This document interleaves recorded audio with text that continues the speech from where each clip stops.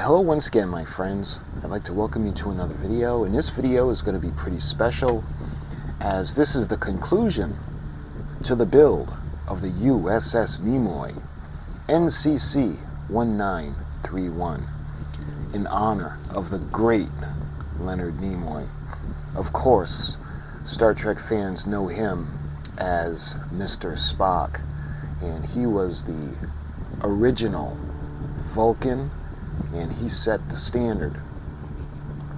So what I want to show you guys today is we actually have the finished model, and we're going to take a look at it, and I'm going to show you guys some of the things that I did to build it. Okay, so let's take a look. And before we begin, I just want to do a little bit of explaining. A lot of the things that I like to do on my channel is when I make a mistake, and I make a lot of them, I like to show you guys, just so you don't make the same mistake. And I like to think that I've made progress on my videos from the first video up until now, especially with my modeling skills. But what I want to tell you about this one is, when I had made the model, the original plans, and I have, let me get the plans out to show you guys. We'll take a look at the plans. And as you can see, I had done a plan just to kind of do the ship, the layout. I had marked down what I wanted to light up. We get the sensor dome, the bridge that was going to be lit. I wanted to light the ship a lot like the refit, because it's a Constitution class starship, but I wanted it to be special because this was the Nimoy. So it was going to be the usual Constitution class, but I wanted it to be a little different. I liked the higher bridge as seen in the pilot, so that's what we ended up going with, the higher bridge. I also liked the larger deflector dish, and I'll show you guys when I take you off the tripod. So I wanted the larger deflector dish. Also, I had wanted to do the navigational beacons on the Bussard collectors, just behind the Bussard collectors on the nacelles, because I thought that was really cool. But again, it was just so small. We used the Polar Lights 1/1000 scale model kit of the USS Enterprise, and it was the first edition that we used, by the way. I had different ideas of what to do. I had wanted to light the observation deck, and I had wanted to do the sensors by the shuttle bays. And it was just a bunch of different things that I had hoped to do, but because the model was so small, I just wasn't able to do it. I did light the ship the way the refit is lit. We lit the nacelle pylons. We lit the area that was illuminating the registry on top of the saucer section. We lit the bottom of the saucer section. I didn't go with the panels that were lit. We didn't do that on top of the saucer section. The end caps, what we ended up doing was I used the ones from the second pilot. You know that they have the little dots, and what I did was I drilled out each little dot and I ran a fiber optic, and that's into a light in the nacelles. So we did that. And another idea that I was thinking of, I wanted to put the registry underneath, just like the refit. I wanted NCC-1931. Unfortunately, all my Star Trek kits, all the extra decals that I had, I couldn't find a 3. And you know, it's funny because I was like, well, I'll just use an 8. Well, I couldn't find an 8 either that I needed in scale with this. So it's like, okay, and I didn't want to just paint it on. So we have the registry markings on either side by the beacons, but that's it underneath for the primary hull. I also lit the saucer pylon, just like the refit has. And basically, when it came to the Bussard collectors, I was wondering what to do about that, and I had the idea of using the LED bulb the flickering LED. And this is yellow, and what it does is it flickers kind of like a candle would. And I was like, you know, I always wondered how that would look in the Bussard collector. So when I had put it in, I had done the original dome. We painted it. Actually, I'm sorry, we didn't paint the inside one. I actually painted the ribs that went on the little ridges on the inner dome, that's clear. And the outer dome, I painted orange, clear orange. Matter of fact, I use this, the Tamiya. And when it comes to the ship, the paint that I use for the ship herself, I used the surface primer because I liked the way the gray looked when it was on. We used the Tamiya and the pearl white. And the way this looked over the primer, we put a smooth coat on, and I thought it looked really good. That was the desired effect that I had liked. So that was basically the plans for the USS Nimoy, the NCC-1931 for the lighting. And I only put the positives green and the negatives blue is because I had a surplus of that color of the wire as opposed to the black and white, black and red. So that's why I ended up just labeling it so I wouldn't get confused. But that is what I had planned out. I was toying with the idea of doing the ISS Nimoy and doing it in the Empire. And I was thinking of when Captain Kirk leaves Mr. Spock and he tells him about the device in his quarters that can make his enemies go away. I was thinking about him leading the charge against the Empire, and his flagship would be the USS, or the ISS Nimoy. But I figured I would just stick to the Mr. Spock that we came and loved. Maybe at one point I can do the ISS Nimoy, but those were the plans. That's what I had seen. That was my vision. So with that done, I was wondering what model kit I was going to use, and I ended up using the Enterprise. And this was the Polar Lights, and this was the first edition. This is in 1/1000 scale, and this is the snap together kit, and you can do it. I did an unboxing and a bunch of reviews on these kits. You can do it in 3 of the different versions: the first pilot, the second pilot, or the production run. So this is what we used. When it comes to the base itself, that's another interesting story, because I was wondering what to use on the base. Because the base with this kit, remember, this was the original release, so it didn't have the dome and the rod. So this one had, it looked like the Delta shield, and it has a little arm that the ship rests on, and it's a little wobbly. So I was thinking what I was going to possibly use to make it where the ship wouldn't tip over, because the way it is on the base right now, it looks, oh, it would be easily tipped over. So what I did was I had gotten an AMT kit, and let me get it for you. And I had gotten an extra one of these a while ago, and this is the AMT, the Enterprise Incident, and this is a fiber optic kit. Let me see if I can get it where you can see the finished pictures. So I had done a build series on this a long time ago, and it just came out terrible. I was just back into the modeling, and I think what I'm going to do is I'm going to actually redo this project, and I'm going to do it.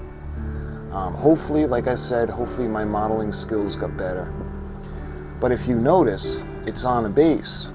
And this kit actually came with a circuit board where you had to you had to solder it. And it had the speaker, and it had the little push button, and the switch to put the little fiber optic lights on. Anyway, this was an extra kit that I had gotten.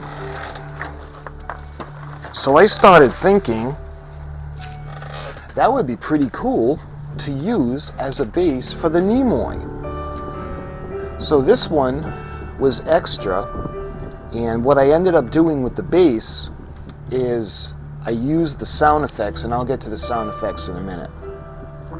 But I love the background of the USS Nimoy from the kit. It had you can see it's got the planets, or the planet with the moon around it, and you got a nebula, and I just thought it was so cool. And I thought, you know what, that would make a great backdrop for the Nimoy. So I ended up using the base and the background, and I was thinking of putting different things. I had wanted to put a picture of Leonard Nimoy on it. I just didn't know where to do it because there's not a lot of room on this. So that's basically the base. So the modifications that I had done for the base was I had to drill a hole, because we're going to be doing the sound effects, and I'll get to that in a minute. But that's something else that we had to do to modify. So when it came to the decals, I was thinking about what I could do for the Nimoy. So I had found a seller on eBay that actually had the 1/1000 scale Constitution class decals that were the USS Nimoy NCC-1931. And I was thinking, I was like, you know, the plan was to do the latest release from round 2 and 1/350 scale, and they had the different versions that you could do. You could do the first 2 pilots, or you could do the production version. But I've got no room for it. So I decided to go with something smaller, and I ended up getting the decals. And I had done a video just showing you guys the decals that I had gotten, and we used just about all of them. And I didn't use the chiller grills or anything like that, and I didn't use the phasers. My rationale was that Mr. Spock hated using the phasers, so that was a last resort. So I didn't want to put extra weapons on it. So when it comes to lighting the ship now, because it's so small, I used SMDs. There is no room in this model, really, for the larger LED type wires. So I had to use the really thin SMD wire. So I wired the ship, and the power supply that I was using was 3 volts. And I thought, okay, a 3 volt would be good, it'll be bright, and we don't have to put resistors on. So the plan was, going forward, we're going to use the 3 volt power supply. But I also had planned on doing the navigation lights blinking. I wanted them to blink just like they did, like the Constitution class at the time. So I had gotten the antenna controls, and this is the timing and navigational strobe board. And I did a video on this. And what makes this cool is you can do this. They have little jumpers, and you can actually do, I think it's 6 different ships. With the jumpers, you put them on different locations.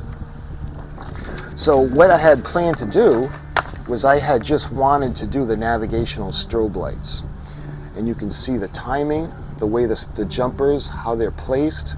We got the original series, then we have the double flash timing, then we've got the Enterprise D, we got the Enterprise E, we've got the Enterprise Refit, and we've got the Reliant, we've got the Voyager, and the Grissom.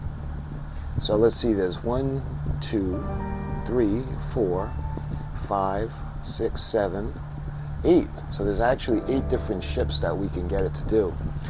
And again, one of my mistakes, one thing I did not take into account is that the board has to be between 9 and 12 volts to power it.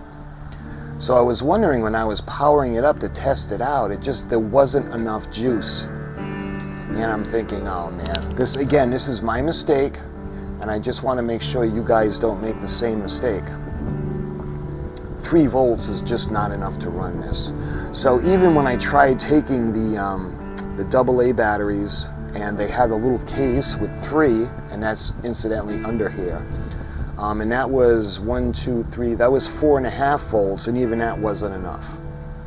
So we couldn't do the strobing lights. So it's like, okay, that's a lesson learned. But I will be using this on other projects. So that's with the lighting. So for the lighting, we used the SMDs, and we did the exterior lighting just like the refit. We did the Bussard collectors, we did the nacelle cap ends, we did the registry markings, and the lighting to the windows, obviously.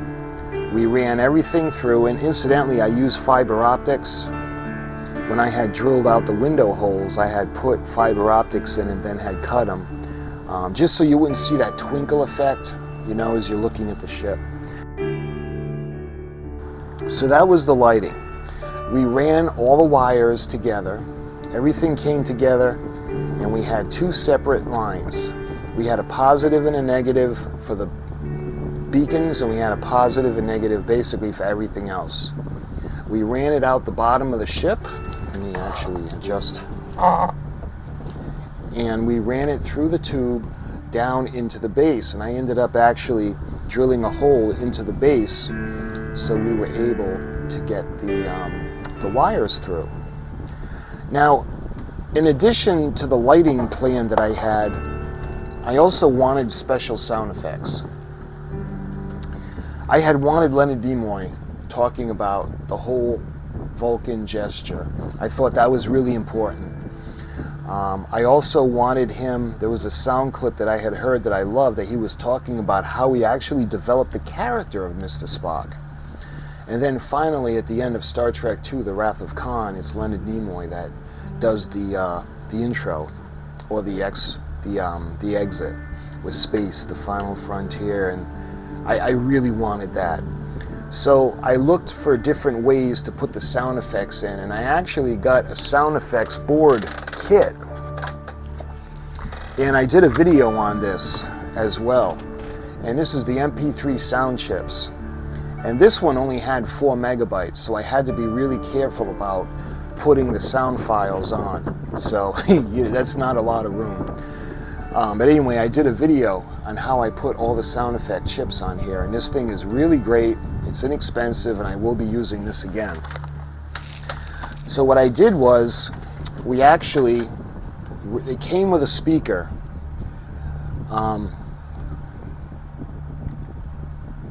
We did on the bottom, the ship is wobbly, so what I ended up doing on the bottom was, the board itself comes with a speaker, but it's really small, and it's more like a tweeter. So what I did was I hot glued it to the bottom along with the power supply, and I put that speaker on. But this kit also came with a speaker that went into this grill area, and it was much more powerful. It had a bigger magnet. So what I did was I ran a jumper from the speaker to the small speaker to the big one. So now we had 2 speakers, where now it almost sounds stereo. It's not, it's mono, but you can hear it in different locations. I ran everything together, and I drilled through the plate, and I put a button over there so we could hear Leonard Nimoy actually speaking while you look at the USS Nimoy. And as for the wiring, everything went down. I wired it to another power supply, and then I wired it to the AMT switch. So now, when everything is said and done, we're going to go ahead and we're going to put the ship on, and I'm actually going to run through the sound effects that we had done. So the switch that I have all the way to the left, you put it on, and she lights up. And like I was saying, I really wanted to get the refit in. So I love the way the refit is all lit up, and hopefully I got that effect on the Nimoy. And you can see how the flashing Bussard collectors look pretty cool. I like the effect that it had, as well as all of the fiber optic that I put into the windows. That way there you don't have that twinkling kind of effect. As far as the ship's color, instead of the basic gray, or the blue on the saucer pylon. I had wanted to go with gold. So I didn't want to overdo it on the gold, but I just wanted it to be special. So I put the top, the impulse deck, as well as the impulse engines, they're gold. I've got the gold stripe on the saucer pylon, as well as the gold on the nacelles, the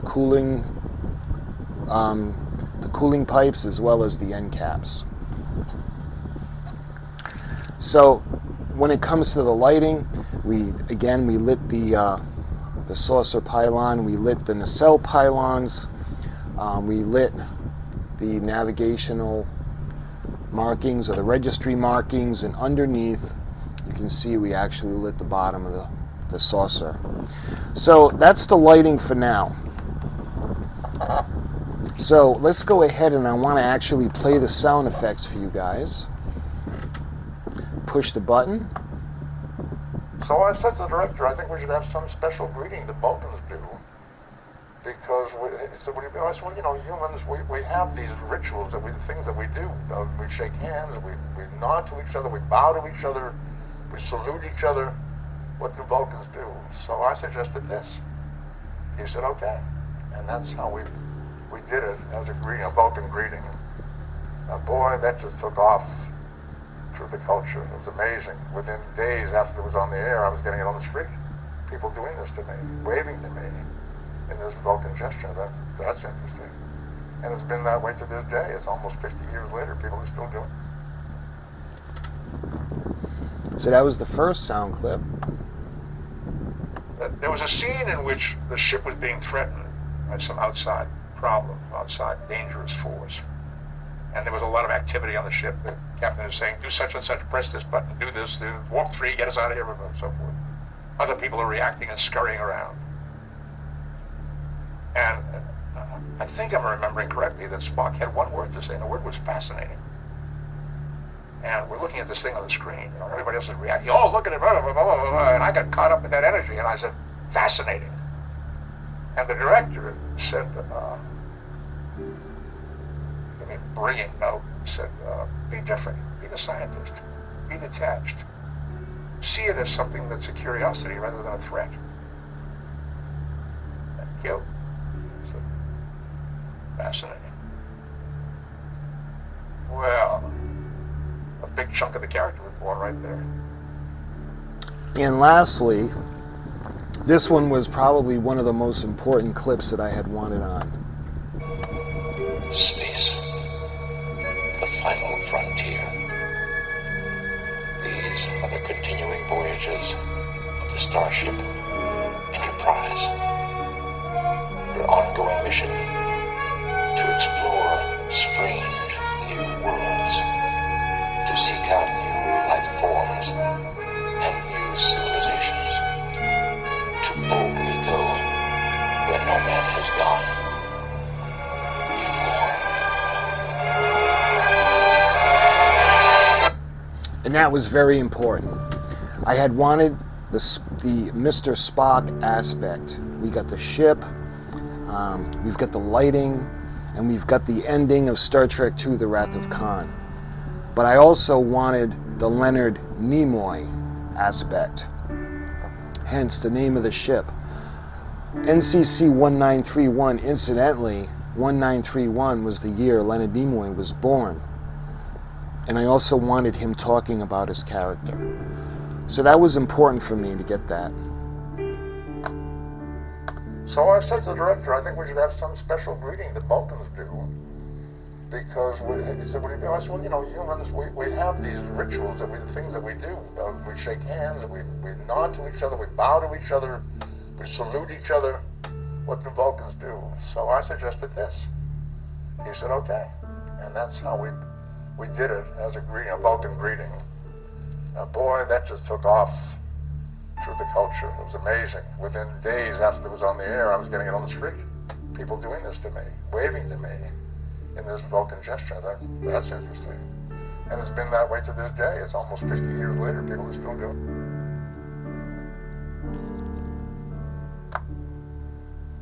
it. There was a scene in which the ship was being threatened by some outside problems outside, dangerous force.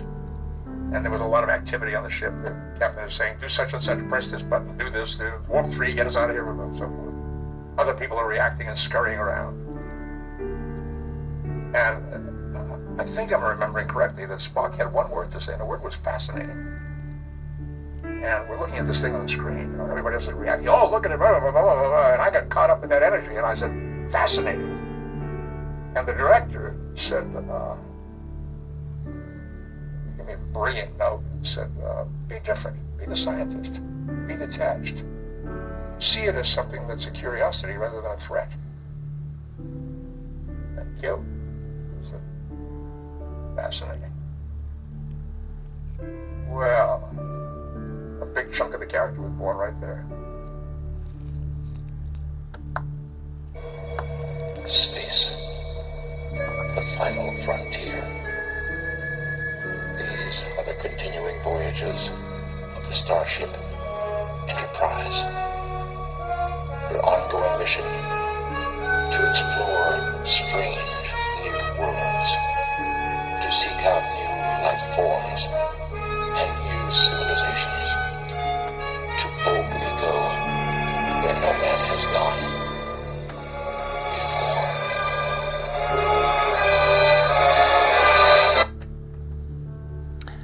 And that, my friends, concludes the build for the USS Nimoy, for one of the greatest actors in my generation.